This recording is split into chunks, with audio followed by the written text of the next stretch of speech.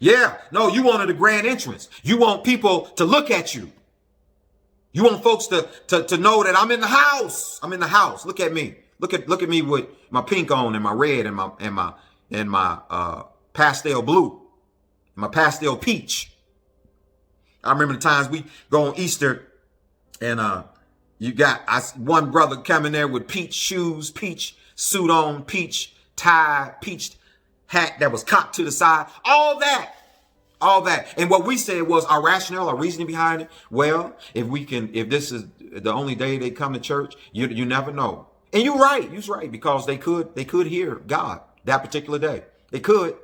But I'm not really, that's not the crux of what I'm saying. The crux of what I'm saying is that we allow paganism to influence us to a place that's destructive. It's killing us. Now, I was already in the church. And so me being pressured up under that structure, it was hurting me. Because see, I knew I was coming on Tuesdays. Whenever they opened up church doors, I was going to be there. But I also knew that I ain't have enough money to go out and get all that for Easter. I had other things that I had to do. So it wasn't good for me. And so that's what I'm saying about the church, that we got to be wise and stop being ignorant and start having knowledge, because with that you can perish. It was God's grace and mercy that's helped us to this point. He's winked at foolishness for a season for us. But now he's calling us to come out. He's calling us to come out. And so when we look at this, all this pagan stuff, Halloween, they call it Halloween hollow. Hollow means to be sacred. And you're talking about witches and warlocks and demons and all that stuff. And you saying that, it's sacred. Put all this stuff out in on your front lawn, on your porch and all this, and dress it all up. And that's cool. And we raising our children in the admonition of Pan, the pagan god.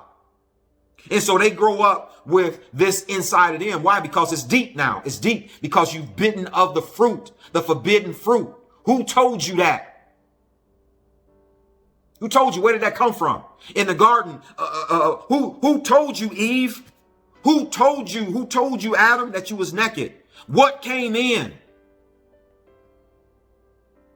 And now you're trying to hide behind a leaf for a skirt, a leaf. And the trees, the herbs and all that, that was marijuana. That's where we got some marijuana. That's what cocoa leaf. That's all that stuff it came from. It came out of the garden. Okay. And all of us, not all of us, but a lot of us today, right now, we're trying to still live behind and hide behind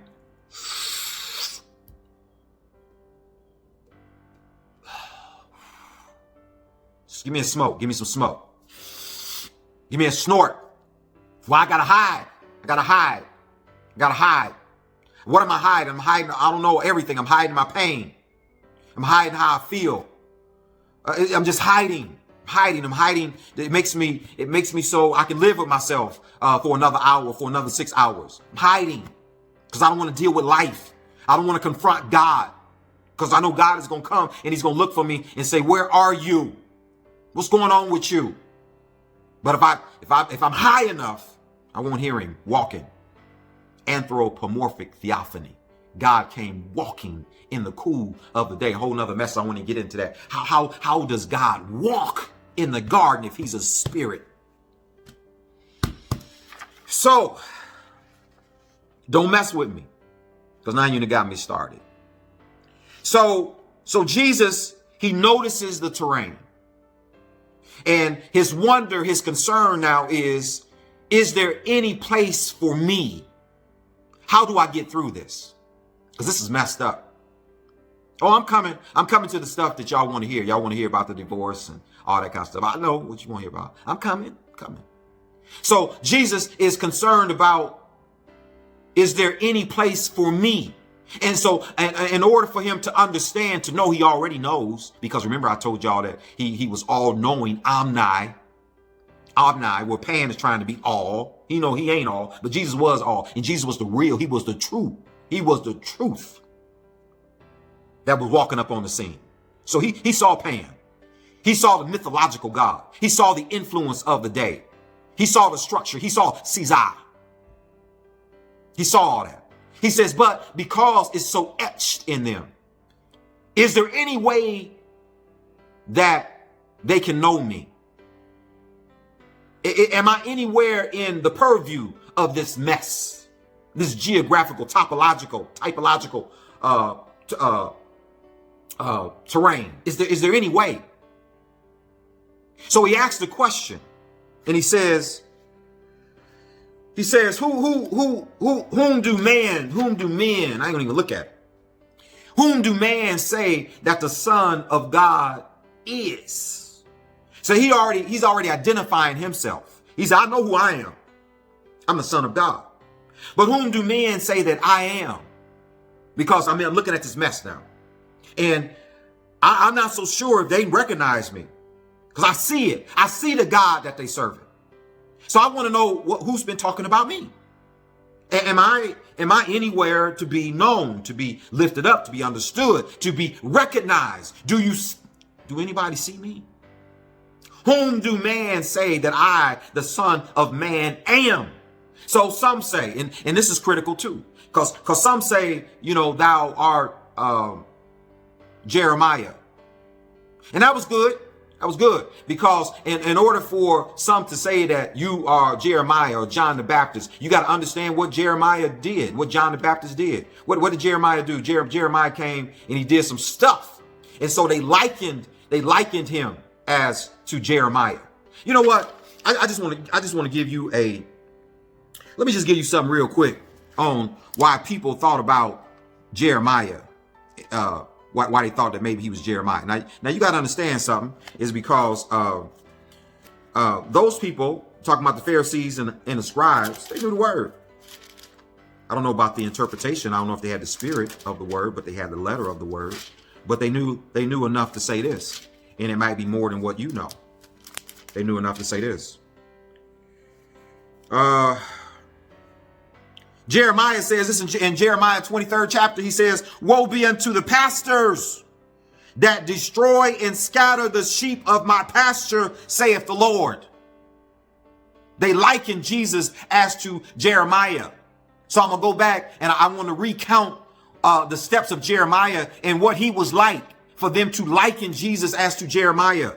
He says, therefore, thus saith the Lord God of Israel against the pastors that feed my people. Ye have scattered my flock and driven them away, and have not visited them. Behold, I will visit upon you the evil of your doing, saith the Lord. And I will gather the remnant of my flock out of all countries whither I have driven them, and will bring them again to their folds, and they shall be fruitful and increase. Why? Because they ain't increasing with you. Because y'all messed up.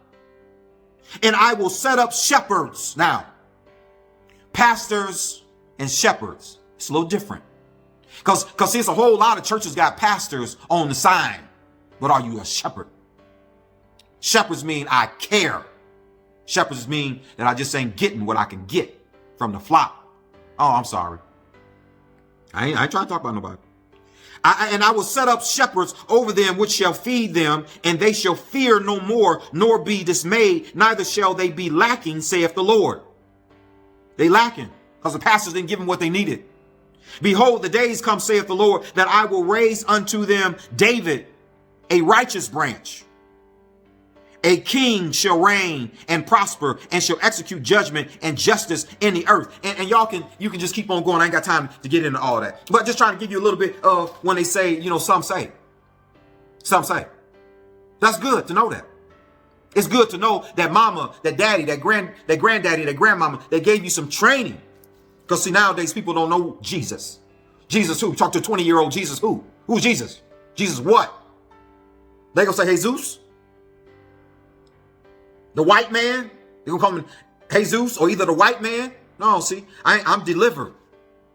I know a lot of y'all out there talking about, no, I ain't paying homage to Jesus because, and I get it. And I get it. But you got to understand more than that. You're using that for an excuse not to give your life to Jesus the Christ. I ain't giving my life to Jesus the white man. I understand privilege and power. I understand that. I understand that where all the print came from in the books, and they painted him with a pink face. I get all that. But see, I can see beyond that. I know what Jesus the Christ did for me.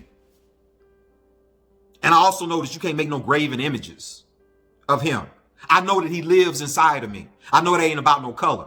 But I also recognize that what some people Eurocentrically, Westernly, Christianity was trying to do was to control you. I get all that, but I'm past that. So you ain't controlling me, but you also ain't gonna take Jesus from me. You ain't gonna shove Jesus in the manger down my throat. And then you talk about him as King of Kings and Lord of Lords. You ain't doing that to me. All right. Some say, you know, that you are John the Baptist. Some say Jeremiah. Some say Isaiah. Some say. But whom Jesus now red letters, Jesus is speaking. He says, but now whom do you say? Whom do you say that I am? And Peter, he answers the call. He answers the call. And he says, thou art the Christ, the Son of the living God. Thou art the Christ. Thou art the Christ. And so Jesus wanted to know, out of everything influenced around you, can you see me? Can you recognize me in all this mess? Can you recognize me? Can you recognize me with the climate, the climatic issues of today? Can you recognize me in Black Lives Matter? Can you recognize me in discrimination? Can you recognize me in injustice? Can you recognize me at the margins? Can you recognize me in power in the middle? Can you recognize me? Can you recognize me in all these different constructs, these different religions, and all this stuff that's going on around you? Can you recognize me in this police brutality and all this hatred?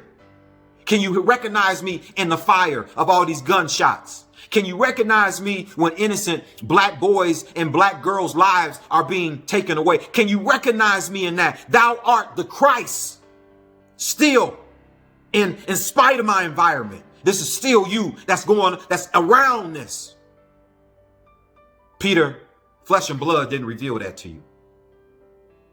Flesh and blood. Because see, if you would have been tied to flesh and blood, you would have been tied to your feelings.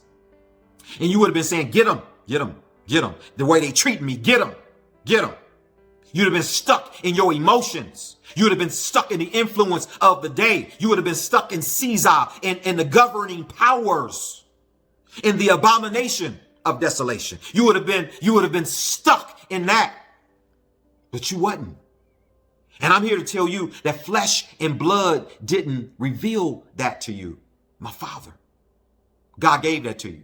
The only way that, my spiritual pastor, my spiritual father used to say that our survival is in the spirit. I never forget it. He said our survival is in the spirit. And if you're going to survive, you got to survive spiritually. Because if you keep looking at what's going on around you, you're going to slip up. You're going to do something crazy. If you keep your focus on Trump and making golden images of Trump and of Biden and of money and of systems and of structures and of vaccines and of Fauci and all this stuff, if you keep doing that, you are going to be messed up. You're going to get left behind. Because that ain't what it's about. It's about the Christ being revealed to you and the revealer of Christ, which is God. My Heavenly Father, He revealed that to you. God did that. You got to understand that. That's where your survival is.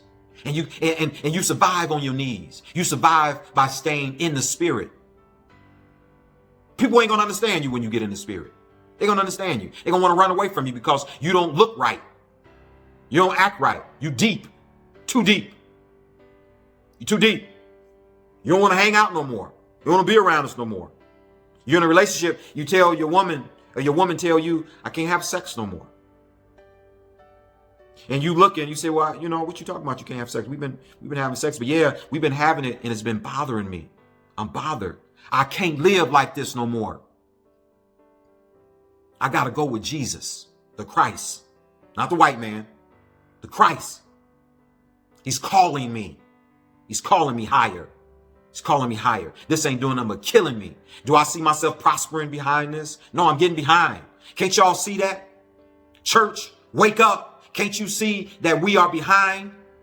Can't you see that we can't confront the woes of this world today? Can't you see that? Can't you see that we need power?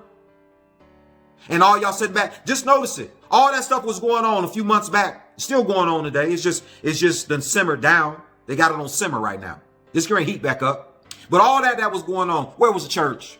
They ain't calling no church. They didn't call the church on no church for the vaccine, for a cure, for help. They didn't call on the church for all the stuff that was going on. All the shootings that was going on. They didn't call on the church for none of that.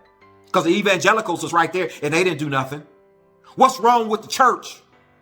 What's wrong with the interpretation of what God said in his word? Where is Matthew 25 at? Where is the Jesus, the God of culture, as well as the God of spirituality? Where is that at? Where is the God of love, caring, no matter what race, creed, denomination? Where is that at? Where is the God that will stand up to power, the church? That will stand up to power no matter what. Getting up there in the doggone White House and talking about, you are man, you call yourself Christian, prophesying. It's a problem. We got some issues, y'all, and we got to take care of it. All right.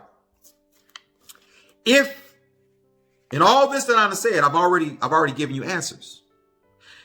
If you are of the fold, a Christian, a disciple, because Jesus never called us Christians. That was the Euro. That was the writers. That was the privilege, the power that put that on us. Jesus never called us that. Jesus called us disciples. But see, it's so etched in that I can't even, I have to check myself, say, no, we're not Christians. We disciples. Disciples are listeners and followers of Christ, the word. That's a disciple, a follower of Jesus the Christ. That's what he called us. But so many of us, because of what didn't happen, we can't get rid of it because we bit the fruit. We bit the fruit and the fruit got in us. And so when something gets so etched in, when something gets so deep inside of you, it's hard for you to negotiate, to navigate, and you fumble and stammer and stutter and all that stuff. And so you keep on calling yourself Christian. You won't call yourself Christian. Why? Because it got the name Christ in it. I guess that's it. But Christians are very weak. Christians need a lot of help. Christians usually don't show up with power. You can't put a Christian in the foxhole and give Christians a spiritual musket to fight the battle. You got to get that to a disciple, because disciples, they study the word. Christians just want to go to church to have a good time. All right. Stop fussing, Donnie. So if you are a single man or woman and you're good and you are a disciple of Christ, a Christian of Christ, what you would say, and you have been on this journey and yet there's an emptiness in you because you want to have relationship. You want to be fulfilled in a different way. And you're asking God and saying, why is this happening to me? Why am I still here? Why is bad things happening to me? Study of theodicy. Why does the reasoning? It's the reason, the study of the reasoning of why God allows bad things to happen to good people, or very uncomfortable things to happen to good people. People that are surrendered. People that are selling themselves out to all they're stepping out of the worldly things. It's those kind of people. And yet it ain't getting no better for them. And so if you fall in that category, then there's a real good chance, 60 to 65% of volume, that the reason why God is not allowing you to go to them to find that person, or that person to come to you to find you, is because you still are influenced in some way, form, or fashion by pain. There's still too much of the structure of Caesar that's inside of you. The mythological God, the God of all, Pan, the God of all, that's in you. That's idolatry, and you don't recognize it. So it's the law. If I didn't state this, my message was observation. That was what my message was. But it's things that's around you that you're not observing. You haven't observed it. And so you are good, and you do good things, right things, but God ain't calling for good. Good ain't good enough. And I don't mean that like, you get frustrated and say, well, I'm sick of it. No, I mean it that he is trying to get you to identify something else. Because he don't want you to be linked up and you find your Boaz and Boaz discover that you got to have all these suits, Easter suits, and Christmas. You got to go out and spend $7,000 on Christmas to worship some pagan god. And then you put it on a credit card that puts y'all in debt, and only to find out that next year you paying on the same credit card with 25% interest from last Christmas. And you're getting ready to add another $7,000 to it this Christmas. Now we're at $14,000, not including interest. And with your good self and, all your praying self and your praising self, but you don't recognize that this is what's killing you. And see, we living in a different time now. So why is God got everything kind of on pause? Everything's kind of on pause right now. We're trying to figure out where God is at. But God is trying to get something else to us because something else is getting ready to come. I'm telling you. You got to hear what I'm saying. And so in this season right now, get God, find God. As Jesus traveled through Caesarea Philippi, his concern was, without him saying it, but God revealed it to me in the text, was, is there any place in here for me? Whom do men say that I am? I know I can see what they saying who Pan is, because they yielding to Pan, but they lost. Who do they say that I am? Second one is, why did I have to leave the church?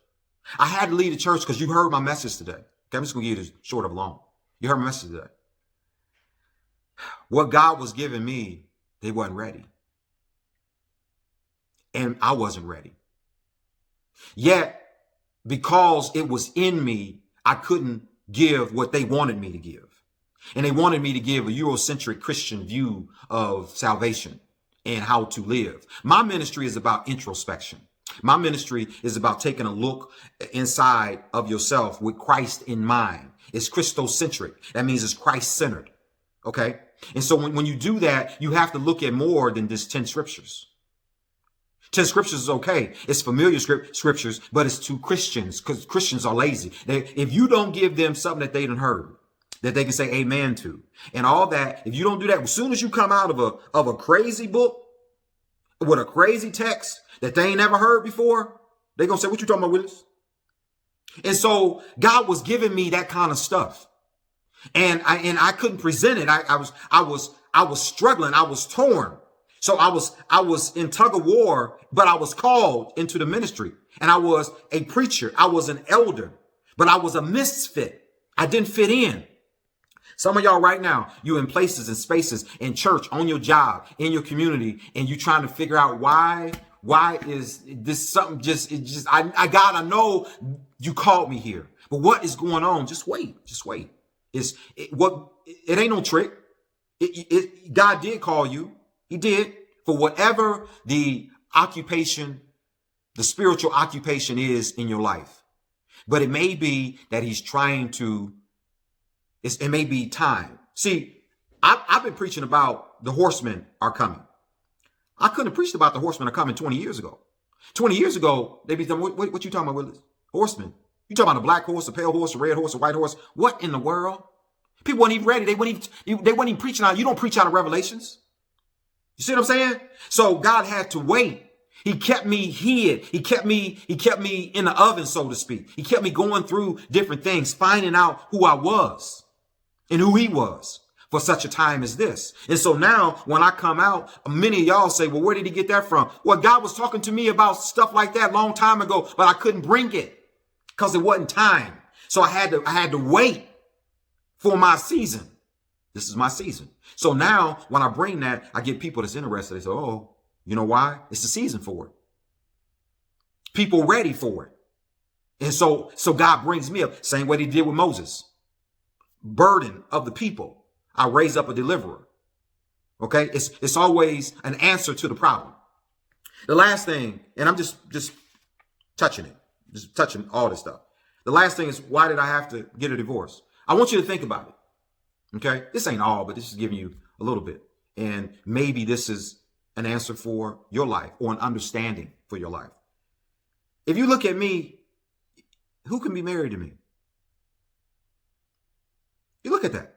Look at that. I strive for excellence. Most people, normal people, when you got that, I'm always, as I said before, people say, you negative. I ain't negative. I ain't negative. I always try to go higher. So I look at the glass, and where they see it halfway full, I may see it. I see the fullness too. I see the potential, but I may relate to it as being empty. But people don't like you relating to stuff as being empty. So if I'm sitting around and I'm talking about, we can do better with this, and we can do better with that. And why don't you try this? Have you thought about that, or this, or whatever? When you ain't called by the thing is, I'm called, and I got to answer the call. And when you call, you have to answer. It ain't just spiritual. It just ain't a spiritual answer. It's an answer that gets on people's nerves. That's why it was very limited in what I could do back then as a preacher, because as I was called and answering the call, in the answer, the church wasn't ready for the answer. So I had to keep my mouth closed, muzzled. Conversely, hence, in marriage was the same type of struggle. I'm called and I have to answer the call, and then it came out in frustration. So then you start behaving carnally. But that's really not the problem. The problem is that I was called, and God was conditioning me. It's not an excuse. Don't get me wrong. I did wrong. Did you heard? I ain't talking about nobody else. I'm talking about me right now. I did wrong. But when you really look at it, it wasn't that I was a bad guy. I messed up. It wasn't that. It was that I was frustrated in the call, because I was trying to go to another place. And so what I had to realize, and what it had to come to, is that if God is calling you here, and maybe that other person ain't getting called there, at some point, y'all can't travel together. It's too much tension. It's too much tension. And the frustration at some point is going to cause an implosion. And all hell gonna break loose at some point. All hell. Because you're too frustrated. And some of you out there right now, you're frustrated. You're frustrated. And you're trying to figure it out. And you can't, you trying to fight the God of Pan, and you're delivered. You're the Jesus on the scene. You're the Jesus that stepped into Caesarea Philippi, but you coming against the mythological God, their understanding. You're coming against the way that they was raised. And you was raised like that too, but you see Jesus the Christ. You got the revelation. And you're being delivered. And you saying, I can't go out and do Christmas like that. I can't do Halloween. I can't do Easter like that. I can't serve a pagan God in the way that he wants to serve me. And it's tension. It's tension, because what's next to you, they saying, oh no. You ain't about you serving no God, you just stingy. You're stingy self. I can't stand you. Your stingy self. You don't want to spend no money. There might be some of that too. I don't want to spend no money on this because it don't make no sense. It don't not make no sense to you. You just stingy. No. Because those same people, they come back after being $7,000 in debt to the Scrooge, to Joseph. They come back to Joseph and they say, is it any corn in the house? And if Joseph wasn't a Scrooge and wasn't stingy and didn't have an understanding to see beyond Pan, the God of all, to see beyond Rome, to see beyond the structure, the influence of Roman society, the Roman mindset. If Joseph didn't have that, then Joseph wouldn't have no corn in the house. And so hence you wouldn't get your lights on. You wouldn't get your rent paid. You wouldn't get your car note paid. But the reason why is called the Scrooge. He saw something different. So he handled life differently. And it was costing him something. But he was doing it for you. It wasn't just for him. He was doing it for you. For such a time as this. Because he saw that all you want to do was live in a moment. And so this is where we at. All right. I'm done. I'm sorry. I done messed everything up. I done messed up. Y'all mad at me. Listen, be blessed. I love you. Ain't nothing that you can do about it. Worse is over. The best is yet to come. Your quality of life is getting better and better and better. You're going to live and not die and declare the works, the will of the Lord. Until next time, be blessed. This is Face to Face. I'm out. Ty. God bless.